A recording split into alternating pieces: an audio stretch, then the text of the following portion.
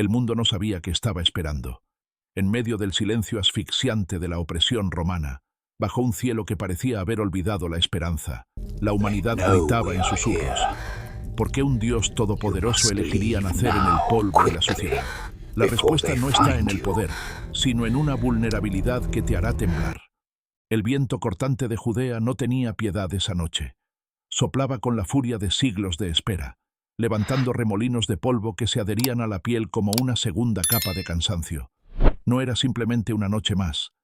Era el colapso de una era y el susurro tímido del comienzo de otra. Pero nadie lo sabía. Para el imperio, para los soldados que marchaban con sus armaduras resonando contra la piedra, era solo otra noche de impuestos y control. Caminar hacia Belén no era un viaje, era una prueba de resistencia para el alma. José se detuvo un momento, ajustando la correa de la sandalia que mordía su talón. El cuero estaba desgastado, igual que su paciencia, igual que sus fuerzas. Miró hacia atrás, hacia la figura encorvada sobre el asno. María. Su respiración se condensaba en el aire frío, pequeñas nubes blancas que desaparecían tan rápido como las esperanzas de su pueblo bajo el yugo de César Augusto. Él la observaba no solo con amor, sino con un temor reverente que le helaba la sangre más que el frío del desierto. ¿Cómo podía él, un simple carpintero con manos ásperas llenas de astillas, ser el guardián del misterio más grande del universo? La mente de José era un torbellino. Recordaba el sueño, el ángel, las palabras que habían cambiado el curso de su vida y destrozado su lógica humana. No temas. Pero el temor estaba ahí, agazapado en su estómago. No temía por él, temía fallarle a ella, temía fallarle a él. Miró sus manos a la luz de la luna menguante. Parecían demasiado débiles para sostener al Salvador del mundo, demasiado sucias para tocar la divinidad. José. La voz de María era apenas un susurro, frágil como el cristal, pero cargada de una fortaleza que él no lograba comprender. Él se giró de inmediato, sus ojos buscando los de ella en la penumbra. En el rostro de María no había pánico, a pesar de los dolores que sabía que ella estaba ocultando. Había una calma sobrenatural, una paz que no pertenecía a este mundo de caos y ruido. Ella no miraba el camino pedregoso y oscuro que tenían delante. Su mirada parecía traspasar el velo de la realidad, conectada con algo que latía dentro de ella, un segundo corazón que marcaba el ritmo del universo. Ella sentía el peso, no solo físico, sino espiritual. Llevaba en su vientre al arquitecto de las estrellas, reducido a la forma más indefensa posible. Se preguntaba, en su silencio interior, ¿por qué Dios había elegido este camino? ¿Por qué el dolor? ¿Por qué el frío? Podría haber descendido en un carruaje de fuego. Podría haber llegado con el estruendo de 1000 truenos para silenciar a Roma y a sus legiones. Pero no. Eligió el hambre. Eligió el frío. Eligió necesitar el calor de una madre. José tomó la rienda del animal y siguieron avanzando. Cada paso era una oración silenciosa. El camino a Belén estaba abarrotado de viajeros, rostros endurecidos por la vida, preocupados por el censo, por el dinero, por la supervivencia. Nadie notaba a la pareja. Nadie veía la luz invisible que los rodeaba. Eran anónimos, insignificantes para la historia humana en ese momento, pero el centro absoluto de la historia divina. La ciudad de David se alzaba a lo lejos, no como un refugio acogedor, sino como una fortaleza de sombras y ruidos distantes. Las antorchas parpadeaban en las murallas, indiferentes. Al llegar, la realidad golpeó a José con la fuerza de un martillo. No había lugar. No era solo la falta de una habitación. Era el rechazo del mundo a su propio creador. José golpeó puerta tras puerta. Sus nudillos sangraban ligeramente por el esfuerzo y el frío. Vio la indiferencia en los ojos de los posaderos.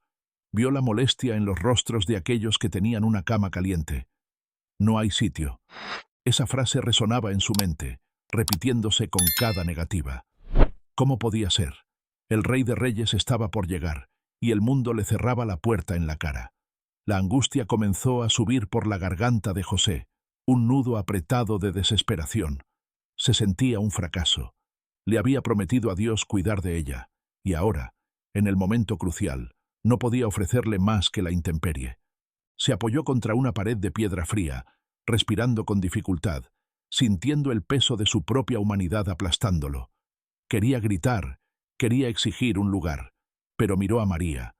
Ella estaba serena, con los ojos cerrados, una mano sobre su vientre y la otra extendida hacia él, buscándolo. «No es culpa tuya, José», pareció decir su mirada cuando abrió los ojos. Había una aceptación dolorosa pero hermosa en ella. Dios no quería un palacio. Si hubiera querido comodidad, se habría quedado en el cielo. Él venía a buscar lo que estaba perdido, lo que estaba roto, lo que estaba sucio, y para eso tenía que nacer en lo más bajo. Finalmente, un hombre señaló hacia una cueva utilizada para guardar animales. Un establo. El olor a estiércol y paja húmeda golpeó a José, una ofensa a sus sentidos, pero para su desesperación era un refugio. Entraron en la penumbra de la cueva. El calor de los animales era el único consuelo físico. José limpió frenéticamente un pesebre de piedra, quitando los restos de comida de bestias para preparar la cuna del Mesías. La ironía era tan aguda que dolía. El pan de vida sería acostado en un comedero. El silencio de la noche se hizo más profundo dentro de esa cueva. Afuera, el mundo seguía girando, ajeno, ruidoso, pecador. Adentro, el tiempo parecía detenerse. El dolor de María se intensificó, y José, con manos temblorosas pero firmes, estuvo allí. No había médicos, no había sirvientes, no había coronas de oro. Solo un hombre, una mujer y la promesa de Dios a punto de romper la oscuridad. Fue en ese momento de soledad absoluta, lejos de los ojos de los reyes y gobernadores, que José entendió el primer misterio. Jesús no vino a ser servido. Vino a estar con nosotros en nuestra suciedad, en nuestra pobreza, en nuestras cuevas oscuras donde escondemos nuestras vergüenzas. El primer llanto del niño rompió el aire viciado del establo. No fue un trueno. Fue un llanto humano, pequeño, necesitado de aire, necesitado de calor. José cayó de rodillas, no por debilidad, sino porque sus piernas ya no podían sostener el peso de la gloria que inundaba ese lugar miserable. Vio a María envolver al niño en pañales, tiras de tela simples, y cuando ella se volvió y le presentó al niño, José vio el rostro de Dios, y Dios tenía frío. Apenas a unos kilómetros de donde el Creador tomaba su primer aliento humano, el mundo seguía sumido en una oscuridad espesa y tangible. En las colinas de Belén, el silencio no era paz, era una sentencia. Para los pastores, la noche no era un momento de descanso, sino una vigilia interminable contra los lobos y los ladrones. Eran hombres de piel curtida por el sol implacable del día y el viento helado de la noche, hombres cuyas manos eran tan ásperas como la corteza de los olivos viejos. La sociedad los miraba con desdén. Eran considerados impuros, marginados, personas que vivían en los bordes de la civilización, oliendo a lana sucia y a tierra. No se les permitía testificar en los tribunales. Su palabra no valía nada. Para los religiosos de Jerusalén, ellos estaban demasiado lejos de Dios. Simón, el más viejo del grupo, removió las brasas agonizantes de la fogata con una rama seca.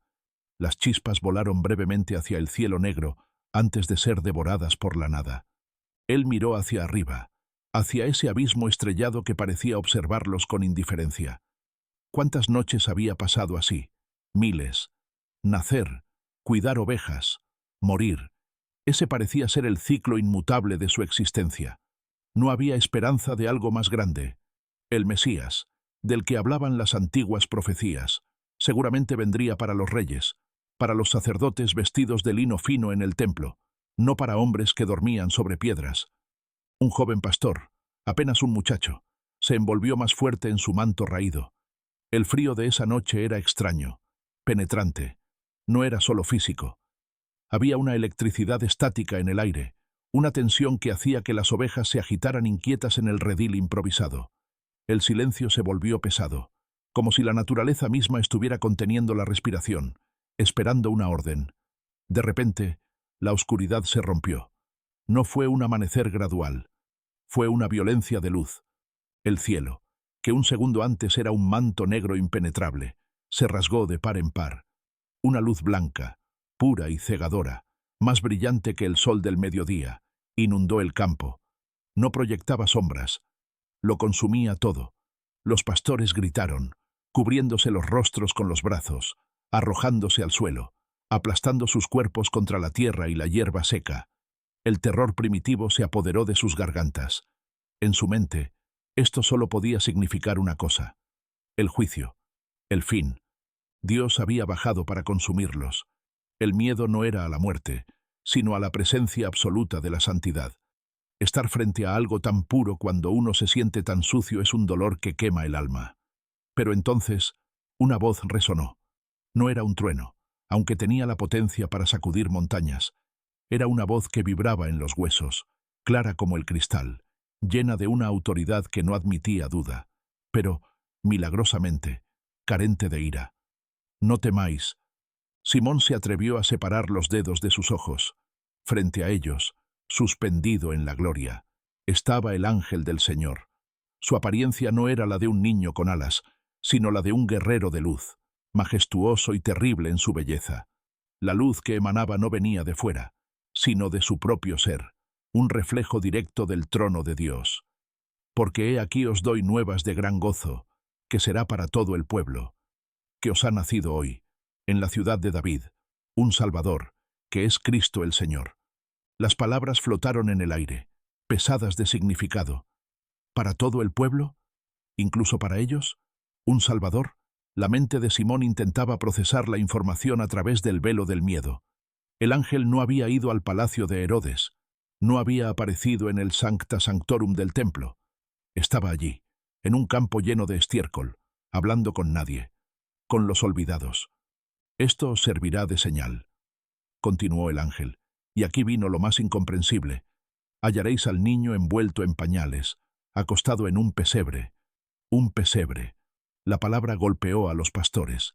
Sabían lo que era un pesebre. Era su mundo. Era donde comían sus bestias. Si el ángel hubiera dicho, «en un trono de oro», no habrían ido. No se habrían atrevido a acercarse. Pero un pesebre. Eso era una invitación. Dios no estaba llamándolos a subir a su altura. Él había bajado a su profundidad. La señal no era la majestad, era la humildad absoluta. Dios se había hecho accesible. Antes de que pudieran siquiera ponerse de pie, el cielo entero estalló. Si la aparición de un ángel fue aterradora, lo que siguió fue abrumador. Una multitud de las huestes celestiales apareció. No se podían contar. El horizonte desapareció, reemplazado por legiones de seres de luz, y comenzaron a cantar. O tal vez no era canto, tal vez era el sonido puro de la alegría, una armonía que la tierra no había escuchado desde antes de la caída de Adán. Gloria a Dios en las alturas, y en la tierra paz, buena voluntad para con los hombres. El sonido envolvía a los pastores, lavando su miedo, llenando los huecos vacíos de sus almas cansadas con algo caliente y vivo.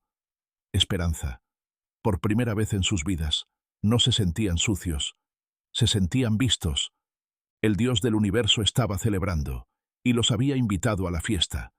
Tan rápido como llegó, la luz se desvaneció. El coro celestial se retiró hacia las estrellas, y la oscuridad volvió a caer sobre el campo. Pero ya no era la misma oscuridad. El silencio había vuelto, pero ahora vibraba con una promesa. Los pastores quedaron en el suelo, jadeando, con los ojos muy abiertos, mirando el espacio vacío donde el cielo había tocado la tierra. El olor a ozono y a santidad persistía en el aire, mezclándose con el olor de las ovejas. Simón se puso de pie lentamente.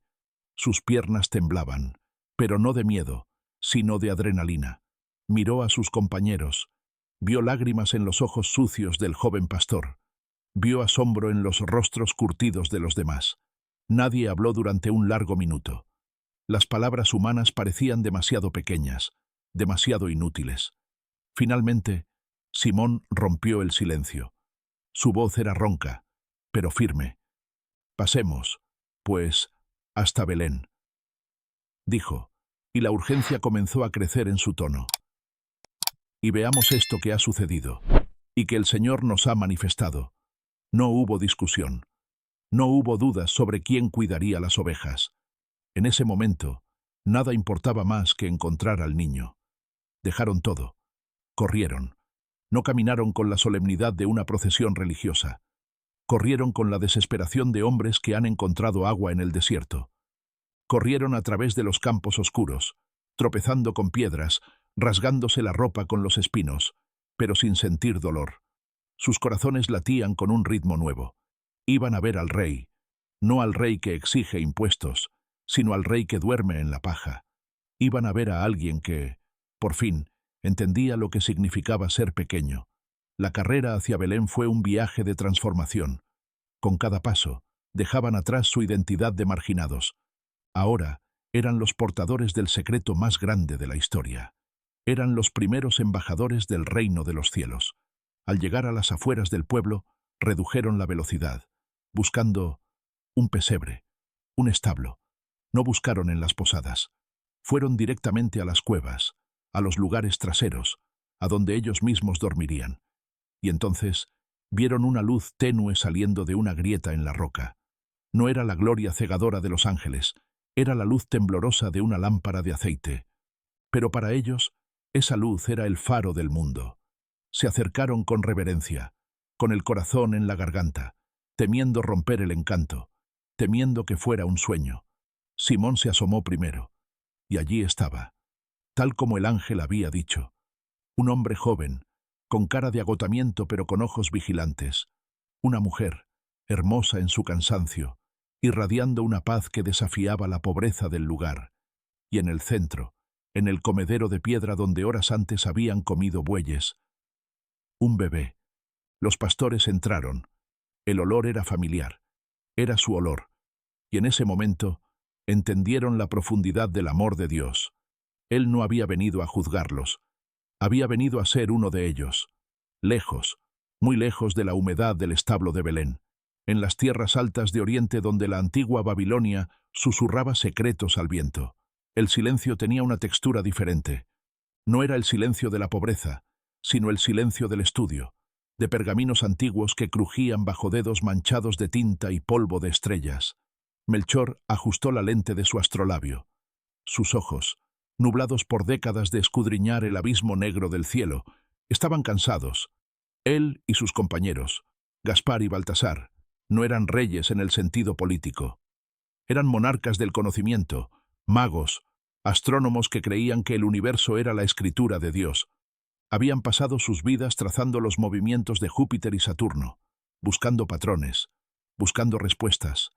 El mundo se desmoronaba en guerras y tiranías, y ellos buscaban una señal de orden en el caos. Y entonces sucedió. No fue una explosión, fue una aparición.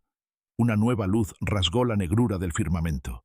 No obedecía a las órbitas conocidas. No era un cometa errante, ni una conjunción planetaria ordinaria. Era una anomalía, una herida brillante en la tela de la noche que parecía palpitar con una intención consciente. Para un hombre de ciencia, lo inexplicable es aterrador. Pero para un hombre de fe que busca la verdad, lo inexplicable es una invitación. Melchor sintió un escalofrío que no tenía nada que ver con la temperatura nocturna del desierto. En su interior, la lógica luchaba contra la revelación. Los antiguos textos hebreos, que habían estudiado con fervor académico, hablaban de una estrella que saldría de Jacob. Hablaban de un rey que no solo gobernaría territorios, sino corazones. Es él, pensó, sin necesidad de decirlo en voz alta. La certeza se asentó en su pecho como una piedra pesada y preciosa. La decisión de partir fue una locura para la mente racional. Dejar la seguridad de sus observatorios, la comodidad de sus palacios, para seguir un punto de luz hacia lo desconocido. El viaje no sería un desfile glorioso.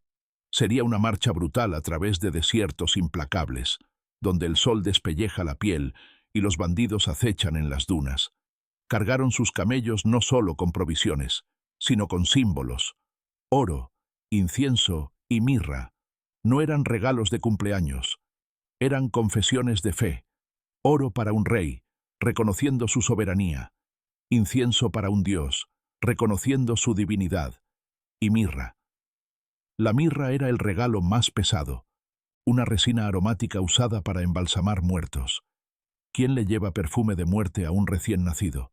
Solo aquellos que entienden, aunque sea oscuramente, que ese niño nació con un propósito que implicaba un sacrificio final. El viaje fue largo. Semanas se convirtieron en meses. El polvo se metía en los pliegues de sus ropas y en las grietas de sus dudas. Hubo noches en las que la estrella parecía desvanecerse, momentos en los que Gaspar cuestionaba si estaban persiguiendo una ilusión, un espejismo de su propia desesperación por encontrar sentido a la vida. Pero seguían adelante. No los movía la certeza del mapa, sino el hambre de la verdad. Finalmente, llegaron a Jerusalén, la ciudad dorada, el centro lógico donde debería nacer un rey judío. Pero Jerusalén no brillaba. Estaba cubierta por una sombra espiritual densa y asfixiante. La audiencia con el rey Herodes fue un descenso a la oscuridad humana. El palacio era magnífico, mármol y oro por todas partes, pero el aire apestaba a miedo. Herodes, el grande, era un hombre pequeño devorado por la paranoia. Sus ojos se movían inquietos, escaneando las sombras en busca de dagas imaginarias. Cuando los magos preguntaron, ¿dónde está el rey de los judíos que ha nacido? La pregunta cayó como un martillo en un salón de cristal. Melchor sintió la tensión en la sala del trono. Vio cómo la máscara de cortesía de Herodes se tensaba. La mención de otro rey era una sentencia de muerte en la corte de un tirano que había asesinado a su propia familia para conservar el poder. Los escribas fueron convocados.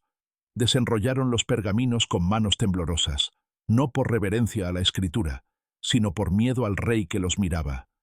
En Belén de Judea, susurró el sumo sacerdote, su voz carente de la alegría que esa profecía debería haber provocado.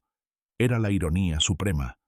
Los líderes religiosos, que tenían las escrituras en sus manos, estaban a solo unos kilómetros del Mesías y no se movieron. No les importaba. Estaban cómodos en su religión de ritos y poder.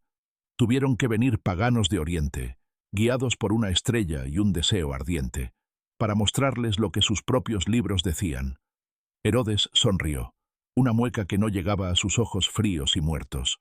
Les pidió que fueran, averiguaran y regresaran para que él también pudiera adorarlo. Los magos salieron del palacio sintiendo un alivio físico al dejar atrás esa atmósfera tóxica.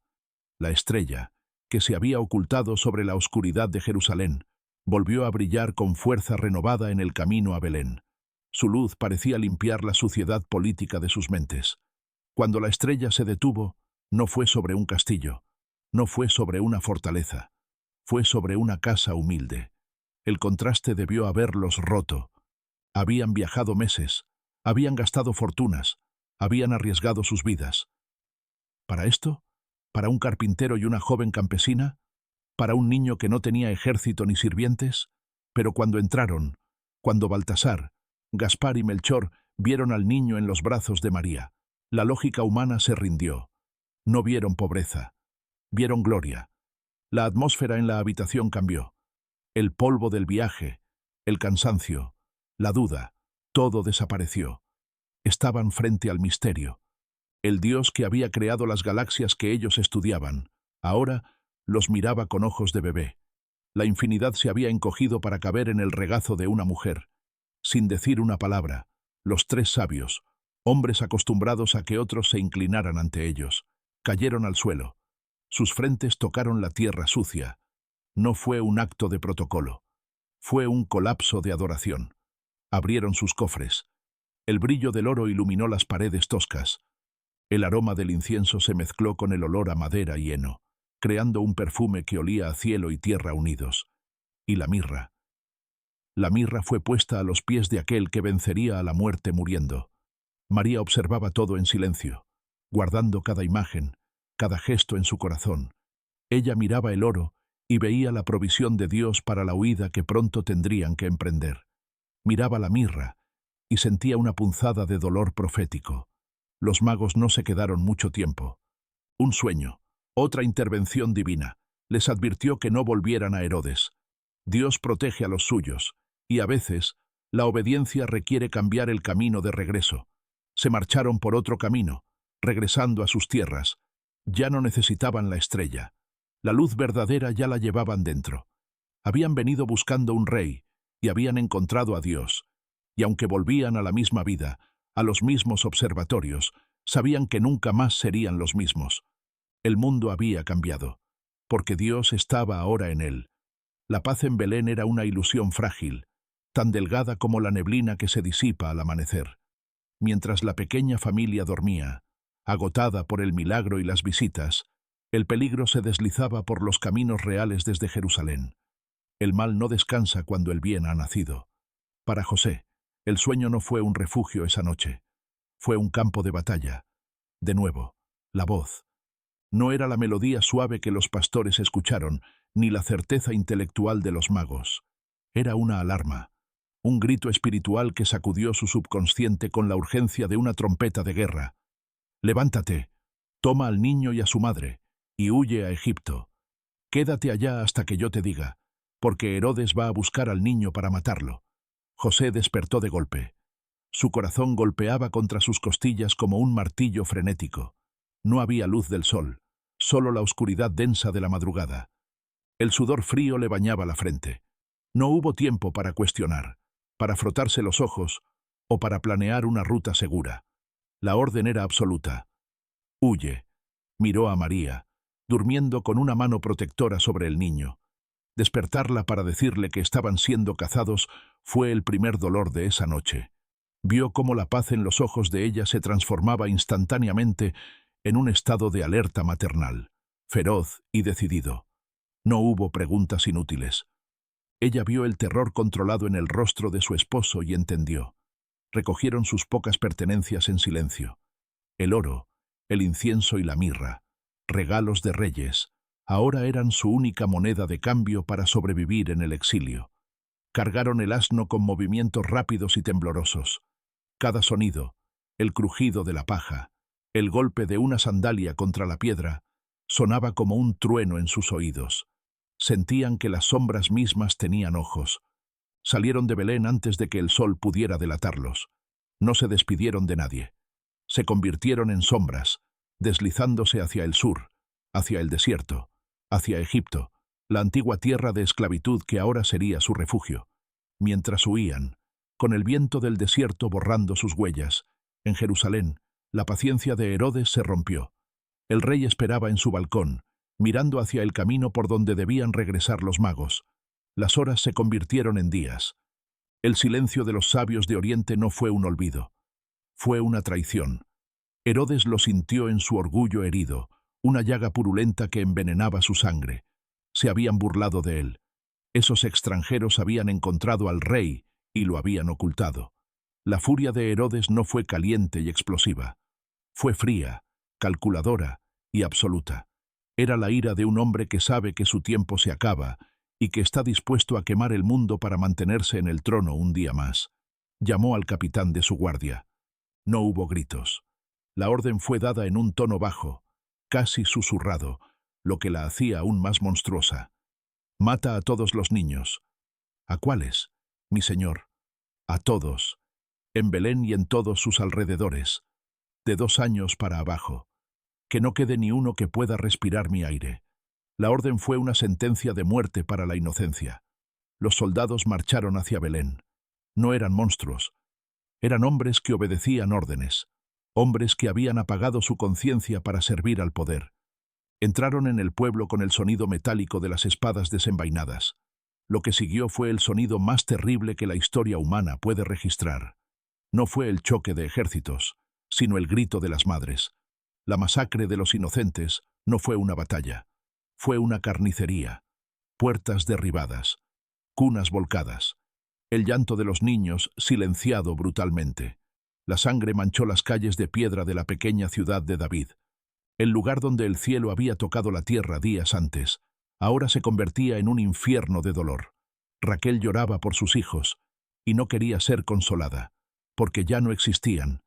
El lamento de Belén subió al cielo, un coro de agonía que desgarraba el corazón de Dios. ¿Por qué? Era la pregunta que flotaba en la sangre derramada. ¿Por qué tanta crueldad, lejos de allí, en la inmensidad vacía del desierto de Judea? José se detuvo un momento. El niño lloró en los brazos de María. Un llanto de vida, no de muerte. José miró hacia atrás, hacia el norte, hacia donde el horizonte parecía teñirse de un rojo invisible. No sabía los detalles, pero su espíritu sentía el peso de la tragedia. Sintió una culpa aplastante. Ellos murieron para que él viviera, pensó. El precio de la salvación ya había comenzado a pagarse con sangre inocente. Miró a Jesús. El niño dormía de nuevo, ajeno al costo de su propia existencia. José entendió entonces que la misión de este niño no sería un reinado de gloria terrenal. Su camino estaría pavimentado con dolor. Él era el sobreviviente de una masacre, un refugiado, un inmigrante huyendo de la tiranía. El viaje a Egipto fue brutal. El sol quemaba, el agua escaseaba, y la arena infinita amenazaba con tragárselos. Pero José caminaba con una determinación de acero. No era solo un hombre protegiendo a su familia. Era el guardián de la esperanza. Cada paso que daba alejándose de la espada de Herodes era un paso hacia la victoria final, aunque él aún no pudiera verla. En las noches frías del desierto, bajo un cielo extranjero, María abrazaba a Jesús con una fuerza desesperada. Le susurraba canciones de cuna, intentando bloquear el eco de los gritos que imaginaba en sus pesadillas. Ella sabía, con la intuición profunda de una madre y una sierva, que una espada también traspasaría su propia alma algún día. Pero por ahora, en medio de la nada, Dios estaba a salvo. La luz del mundo parpadeaba, frágil como una vela en un huracán, pero no se apagaba. Herodes podía tener los ejércitos, podía tener el miedo y la muerte de su lado, pero Herodes ya había perdido, porque el niño vivía. Los años pasaron, no como un río caudaloso, sino como la caída lenta y constante de granos de arena en un reloj antiguo. Egipto quedó atrás, una memoria de calor y dioses extraños, y la familia regresó. Pero no a la gloria de Jerusalén, ni a la historia de Belén. Regresaron a Nazaret. Nazaret, un nombre que en los labios de los eruditos sonaba a burla. ¿De Nazaret puede salir algo bueno? Decían. Era un pueblo de piedra caliza y polvo, encaramado en las colinas de Galilea, lejos del poder, lejos de la teología refinada. Un lugar de gente ruda, de manos fuertes y espaldas dobladas. Y allí, en el anonimato más absoluto, Dios decidió esconderse durante 30 años. El misterio más grande no fueron los milagros que vendrían después. Fue este silencio, el creador del universo, quien había diseñado las galaxias con una palabra. Ahora, aprendía a sostener un cepillo de carpintero. El taller de José olía a cedro, a olivo y a sudor honesto. Era un santuario sin altar, donde la liturgia era el sonido rítmico del martillo y la sierra. José, ahora con el cabello salpicado de gris y los movimientos un poco más lentos, observaba al joven Jesús. Le enseñaba a leer la veta de la madera, a respetar su resistencia. No fuerces la madera. Yeshua, le decía José, no con palabras, sino con la presión suave de su mano sobre la de él. Debes trabajar con su naturaleza, no contra ella. Y Jesús, el Verbo hecho carne, escuchaba, asentía. Sus manos, que un día serían clavadas en un madero, ahora se callosaban trabajando con él. Había una humildad vertiginosa en esa imagen. El Hijo de Dios sudaba, se cansaba, se golpeaba los dedos. Sentía la sed y el peso de la vida humana en su forma más cruda y rutinaria. Para María, estos años fueron una mezcla de paz y una ansiedad sorda que nunca la abandonaba del todo. Ella lo veía crecer. Veía cómo sus hombros se ensanchaban, cómo su voz se profundizaba. Pero también veía esa mirada. A veces, mientras comían el pan simple de la cena, Jesús se quedaba mirando a la nada, o quizás mirando el todo. En sus ojos había una eternidad que la hacía estremecer. Él era su hijo. Sí, comía de su plato y dormía bajo su techo, pero ella sabía que no le pertenecía. Él pertenecía al mundo, y el mundo algún día vendría a reclamarlo con violencia. Los vecinos no veían nada extraordinario. Veían al hijo del carpintero, un hombre joven amable, fuerte, que arreglaba yugos para los bueyes y puertas para las casas. Dios se había camuflado tan perfectamente en la humanidad que nadie lo reconoció. Esa era la lección. La santidad no brilla con luces de neón. La santidad se encuentra en la fidelidad de lo ordinario. Pero el tiempo no perdona, ni siquiera a los santos. Llegó el día en que el protector tuvo que partir. José, el hombre del silencio, el padre adoptivo que nunca pidió protagonismo, enfermó. No hubo ángeles cantando esta vez. No hubo estrellas guiando a médicos, solo la realidad frágil de la carne mortal. La habitación estaba en penumbra. Jesús estaba sentado junto al lecho, sosteniendo la mano de aquel hombre que le había enseñado a ser hombre. José miró a Jesús, y en esa última mirada hubo una transmisión de responsabilidades. Ya no era el guardián. Ahora dejaba a María en las manos de aquel que podía salvarla. José murió en los brazos de Dios y de la Madre de Dios. La muerte más dulce que un ser humano podría desear, pero muerte al fin y al cabo. El dolor de la pérdida golpeó a la casa de Nazaret. Jesús lloró. Las lágrimas de Dios rodaron por mejillas humanas, mojando la mano inerte de su Padre terrenal. En ese dolor, Jesús santificó todas nuestras despedidas. Entendió el desgarro que la muerte provoca en el corazón humano, ese enemigo final que él había venido a destruir. Tras la muerte de José, el silencio se profundizó. Jesús asumió el lugar de cabeza de familia. Se convirtió en el carpintero. Los años siguieron pasando. 18, 20, 25, 30 años. ¿Por qué esperar tanto? El mundo afuera ardía. Roma oprimía. La gente moría de enfermedades. El pecado carcomía las almas. Y el Salvador estaba allí, lijando una mesa. Pero en ese taller, en esa espera, se estaba forjando algo esencial. La paciencia, la obediencia. Jesús estaba viviendo la vida de cada hombre, validando cada momento de aburrimiento, de trabajo duro, de vida doméstica. Estaba llenando de divinidad lo cotidiano. Hasta que, un día, el viento cambió. No fue un cambio climático. Fue un cambio en el espíritu. Llegaron rumores desde el sur, desde el desierto de Judea, cerca del río Jordán. Hablaban de un hombre salvaje, vestido con piel de camello, que gritaba verdades como piedras contra los religiosos de la época. Juan, el primo, la voz que clama en el desierto. Jesús dejó sus herramientas. Se limpió el aserrín de las manos por última vez. Miró el taller vacío, lleno de memorias de José, lleno de años de fidelidad silenciosa. Luego, entró en la casa y miró a María. No hicieron falta muchas palabras. Ella lo supo en el momento en que él cruzó el umbral. La hora había llegado. El tiempo de la vida oculta había terminado. El velo estaba a punto de rasgarse. «Es tiempo, madre».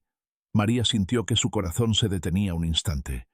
Quería decirle que se quedara, que siguiera siendo solo el carpintero, que no saliera a ese mundo que mata a los profetas. Pero ella era la sierva del Señor antes que madre. «Ve», susurró ella, besando su frente, sabiendo que ese beso era el comienzo de su propia pasión. Jesús cerró la puerta de la casa de Nazaret.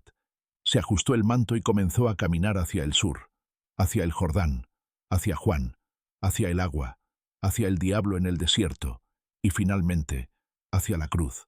El silencio de 30 años se rompió con el sonido de sus sandalias golpeando el camino. El Cordero de Dios había salido al matadero, y el mundo nunca volvería a ser el mismo. El río Jordán no era un torrente de aguas cristalinas y puras. Era un río marrón, turbio, cargado con el sedimento de la tierra y, espiritualmente, cargado con la suciedad de una nación arrepentida. Cientos de personas se agolpaban en sus orillas, desesperadas, buscando en el agua lo que no encontraban en el templo. Limpieza, perdón, un nuevo comienzo.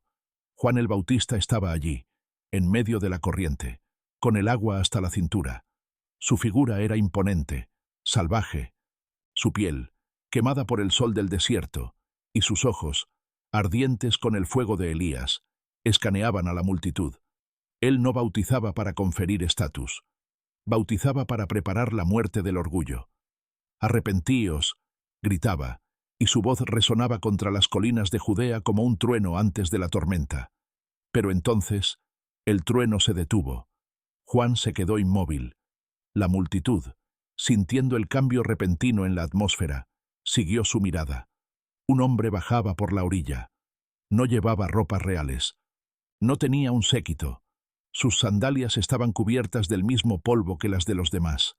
Pero cuando sus pies tocaron el agua, Juan sintió que el universo entero se estremecía. Era él, el primo, el carpintero, el cordero. Juan, el profeta que no temía insultar a reyes y fariseos, de repente se sintió pequeño, indigno. Sus manos, que habían sumergido a cientos de pecadores, temblaron. ¿Cómo podía él, un hombre nacido de mujer, lavar al que había creado el agua. Yo necesito ser bautizado por ti. ¿Y tú vienes a mí? La voz de Juan era un susurro quebrado, una súplica para no cometer el sacrilegio de tratar a Dios como a un pecador común. Jesús lo miró. En sus ojos no había juicio, solo una compasión infinita y una determinación inquebrantable. Deja ahora, porque así conviene que cumplamos toda justicia. No fue una orden de un rey a un súbdito. Fue una petición de un hermano a otro. Jesús no estaba allí para confesar pecados propios, pues no tenía ninguno. Estaba allí para identificarse con nosotros. Al entrar en esas aguas turbias, simbólicamente estaba aceptando cargar con toda la suciedad de la humanidad. Estaba tomando su lugar en la fila de los pecadores, hombro con los rotos, los perdidos, los ladrones y las prostitutas. Juan obedeció. Con una reverencia que ningún sacerdote había mostrado jamás, sostuvo el cuerpo de Jesús y lo sumergió. El agua cubrió su rostro. Por un momento, el Mesías desapareció bajo la corriente. Muerte y sepultura simbólicas. El silencio bajo el agua fue absoluto. Cuando Jesús emergió, empapado, con el cabello pegado al rostro y el agua escurriendo por su barba, el cielo respondió, no fue sutil. Los cielos se abrieron, desgarrándose como una cortina vieja. El Espíritu de Dios descendió, visible, tangible, con la suavidad de una paloma pero con el peso de la gloria eterna. Y la voz del Padre, que había guardado silencio durante siglos, habló sobre el estruendo del río. Este es mi Hijo amado, en quien tengo complacencia. La multitud contuvo el aliento. Por un instante, la Trinidad estuvo presente en un río sucio de Judea. El Padre hablaba, el Hijo obedecía, el Espíritu ungía. Pero en ese momento de máxima gloria, mientras el agua goteaba de su cuerpo, una sombra invisible cayó sobre Jesús. No era la sombra de una nube, era la sombra de una cruz. Jesús salió del agua, pero no se dirigió hacia Jerusalén para ser coronado. Se dirigió hacia el desierto, hacia la soledad, hacia la tentación. Sabía que el camino que comenzaba allí en el Jordán solo podía terminar en el Gólgota. El pesebre de madera de Belén y la cruz de madera del Calvario eran parte de la misma historia. Había nacido para morir. Su misión no era ser un maestro moral ni un revolucionario político. Su misión era ser el sacrificio. Cada paso que daría a partir de ahora, cada enfermo que sanaría, cada leproso que tocaría, cada palabra de amor que pronunciaría, lo acercaba un paso más a los clavos. Y aquí, querido oyente, es donde la historia de la Navidad choca violentamente con nuestra realidad. A menudo envolvemos la Navidad en papel brillante, en luces de colores y canciones alegres. Y está bien celebrar. Pero si quitamos todo eso, si apagamos las luces y silenciamos los villancicos, ¿qué queda? Queda una historia de amor desesperado. La Navidad no es sobre un bebé lindo que no llora. Es sobre un Dios que vio nuestra oscuridad, nuestra soledad, nuestra incapacidad para salvarnos a nosotros mismos. Y dijo, iré yo. Él vino a un mundo que no tenía lugar para él en la posada, para preparar un lugar para nosotros en su casa. Él vivió como un refugiado para que nosotros pudiéramos ser ciudadanos del cielo. Él aceptó la pobreza para que nosotros fuéramos ricos en esperanza. Él nació en la noche para que nosotros pudiéramos ver la luz. La historia termina, o más bien comienza de verdad, con una pregunta para ti. No te pregunto si crees en la historia histórica. Te pregunto si puedes ver el corazón detrás de ella. Ese niño en el pesebre creció. Ese hombre en el río caminó hacia la muerte por ti. En medio de tus propias noches oscuras, de tus inviernos fríos, de tus momentos de soledad donde sientes que nadie te ve. Él te ve. Él ha estado allí. Conoce el frío. Conoce el rechazo. Y te ofrece lo único que realmente importa. Su presencia. Esta Navidad, cuando mires el nacimiento, no veas solo una figura de cerámica. Mira el inicio de la mayor historia de rescate jamás contada. El regalo no estaba bajo el árbol. El regalo estaba en el madero. Y ese regalo lleva tu nombre. Porque de tal manera amó Dios al mundo, que vino y se quedó. Fin de la narración. La música crece, solemne y esperanzadora, antes de desvanecerse en el silencio.